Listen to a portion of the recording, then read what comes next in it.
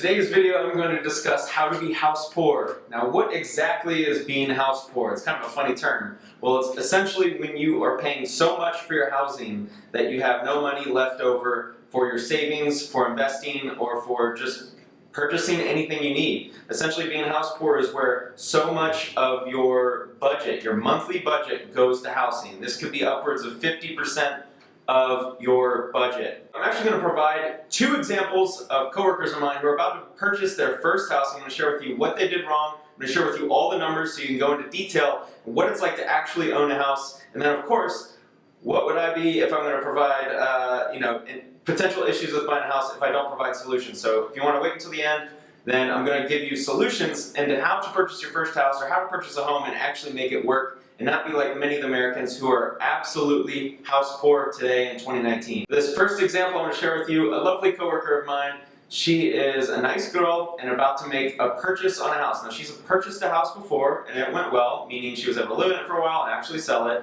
However, for this new house, she's looking to buy a house that she wants to live in for a long time. She's looking to buy a new build, and she is going to make what I consider an absolute terrible decision, a terrible financial decision in a lot of ways. And I'll basically share with you the numbers right now. So a quick little background so we know what we're looking at with the numbers. She is not married, but she's basically been in a long relationship. The guy and her are going to move in together and they have a daughter. So they're going to be looking at least a 3-bed house. And if I had to estimate, I have no idea on the income. She mentioned they both make similar. I know she's got 2 jobs. So between the 2 of them, let's just guesstimate $80,000. I think that's a really good number because that's a pretty solid actual middle class household income in 2019, especially here in Las Vegas, Nevada. So after a quick run through of tax calculators online, I'm estimating $5,300 net income each month. I think that's a pretty fair number on an $80K gross salary combined. Time to share with you the spreadsheet numbers. So I'm going to guesstimate for all these, but I think they're pretty fair guesstimates. So let's begin with doing $500 for food. Remember, this budget is for both of them. This is for a couple both in their 30s. We'll do car insurance at $200 combined. They both go to the gym, I know that, so let's do $50 for the gym. We're going to allocate $200 for movies, entertainment, drinks, basically any social expenses. Various spending is going to be household items, little things here and there. You know, something comes up and you need to spend $10 at the store. That's just going to be $100 per month. We'll go cell phone combined, $100. I have no idea on this expense, but again, we'll make the numbers easy and digestible for you. So internet and cable, let's do $100. I think that's a pretty fair number. Electric, $100, even though that's pretty darn low. It might be closer to $150 or $200. Gas for the cars, they both drive a lot, so it's going to be $200. We'll do car loan. I don't know what his car loan is, but let's just say combined over the life of the living in this house, let's just say they average $400 a month. And then vacation, savings, and weddings. I know she mentioned that she's got a wedding coming up, so I'm just going to allocate $150 a month for that. This is going to be for future vacations and weddings. So we're looking at right now total personal spending of right about $2,100. Now the pity, I have it up here, I think it is right here. So I have the numbers right here for you. On the 280 purchases, the area they were looking at, $280,000 for a 3-bed, 2-bath, I believe, or 3-bed, 3-bath. Zillow doesn't allow for 3.5%, so it's about $9,000 for a down payment, 3.5% down. Their interest rate was around 5.75, and here's some estimated property taxes and insurance numbers. I think the HOA was real small, so you're looking at $2,053 a month. I mean, that's pretty high. So we're going to plug in $2,053 for the PITI. And for those who don't know, this is mortgage principal, mortgage interest, property taxes, and insurance. So right now their total expenses is $4,153. That's per month. And again, these are pretty low numbers in a lot of ways. I think people can definitely spend more than this on food, on their various spending, on vacation savings. So I'm going to open up a calculator on my phone and let's see. So $4,153 times 12, that's almost $50,000 of spending. And this is after tax spending. It's $49,836 of total spending every single year. Showing you those numbers, there's only about $15,000 of net savings a year. And if you're someone in your 20s, maybe you just got out of college, you see that, man, 15 grand a year in savings, that's crazy. But remember, this is 2 people in their 30s, one being in their late 30s, just now hitting 40. And that is the total savings combined for two people in the absolute prime and pinnacle of their earning careers, only saving 15 grand a year. This is with very low numbers for the budget. Humans tend to spend a lot more than they think they do, and they certainly spend up to as much as they make. This is why a lot of people are poor and struggling economically right now in 2019 in America. So that is giving them the benefit of the doubt that they'll be good at saving. But everyone comes up with, just random expenses. There's a lot of stuff that goes on in life, like car registrations once a year, little expenses that come up, maybe you get in a wreck. I mean, there's a million things that can go wrong or happen to you financially, and you're not able to save as much as I provided for them. So 15 grand a year seems like a lot, but it's really not. But let's also put this in perspective of retirement. Once you hit 35, 40 years old, like the two of these have, you're starting to think of, hey, I don't want to work for the rest of my life. Like, I've already worked for maybe 10 to 15 years.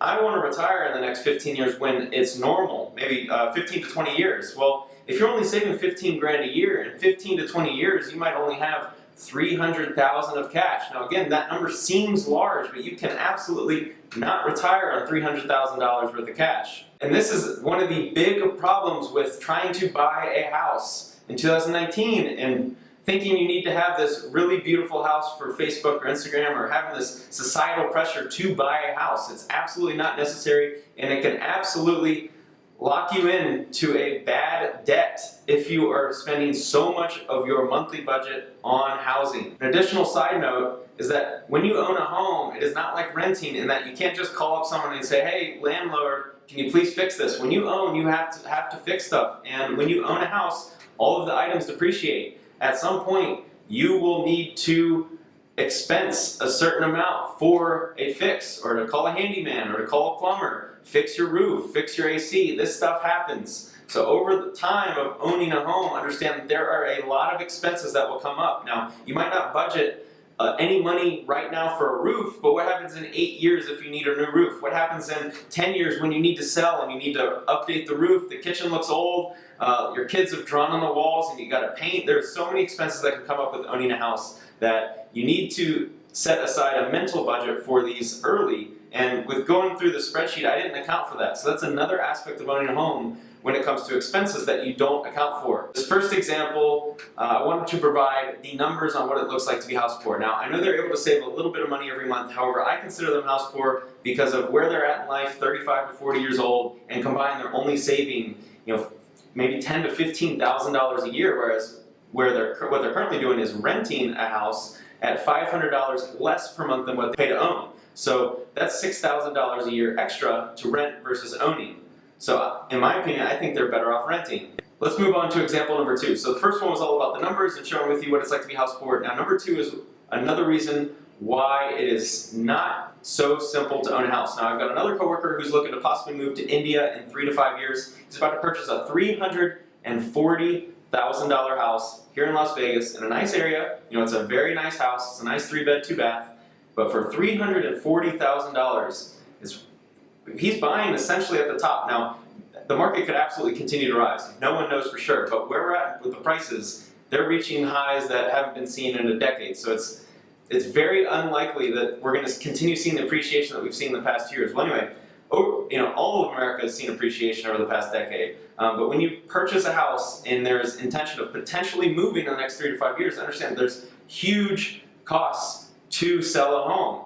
And that's also, in your mind, you think that it's guaranteed that you'll be able to sell the home at the price you want, which is not always true. So he's buying it for $340,000 with 5% down. I'm going to get out my calculator. Look, so $340,000 with a 5% down payment. So he's putting $17,000 into it. Now, understand that when you sell, it's probably going to cost you about 8% to sell. So let's just say, hypothetically, in 3 to 5 years, the market is still where it's at, and there is a buyer for his house 5 years after he owns it, right? So there really needs to be some appreciation because he's going to live in it. Some of the, there might be some issues with the house when the next buyer looks to buy it. But let's assume that there's a $340,000 buyer at, in that market or the sub-market 5 years from now when he's looking to possibly move. So when he goes to sell, 8% of $340,000 is $27,200. So that means he is $10,200 in the red to start. I hope that makes sense. So he put $17,000 into it, but in order to sell at that same purchase price, he needs $27,200. So that's another $10,000 that if he were to sell in 5 years, minus the equity he builds in 5 years, he's probably gonna have to come to the table with about 8 grand. So think of that, you owned a house and you paid $2,000 or $2,500 a month, whatever his PITI comes out to be. He pays that much, and then in 5 years when you go to sell, you have to come to the table with $8,000. That just blows my mind of why you would ever consider doing this. And this is the sad reality is this is what a lot of homeowners are doing.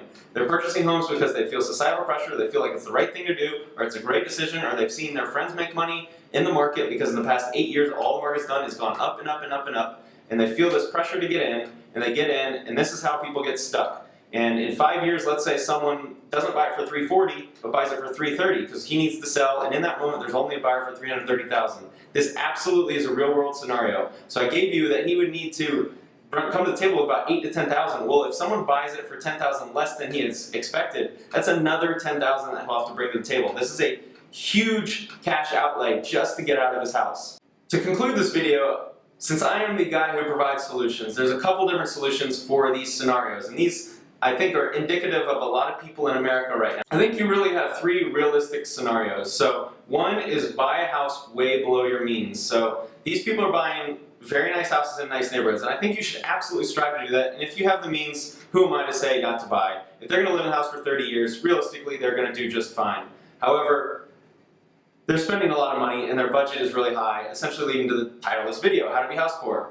Now, if you're looking in a desirable neighborhood and that's where you want to live and you do not have the means to put down a lot of money, then you just continue renting until solution number 2, save up enough to put down 20% on a house. I know that certain desirable neighborhoods, obviously not everyone can afford, but keep renting until you can afford to put down 20% on a house that you'd like to live in. This just makes your monthly payment so much lower and it really reduces your risk in the event that something bad happens and you have to sell. And solution number 3, of course, is get roommates. This is the one you'll hear me talk about ad nauseum on this channel. Roommates is the greatest risk mitigator. If you get a 3 or 4 bed house and you can rent out 1 or 2 of the rooms at $500 to $700 a month, that's an additional $1,000 to $1,200 a month in income. And using the example, I showed you all those spreadsheet numbers. If you're looking at a $2,000 a month expense for a house, but you can just rent out a couple rooms and add in $1,200 in income, that means you're living in a desirable place in the house you want for $800 a month. That to me seems a lot more likely to lead to a better outcome than the one I provided.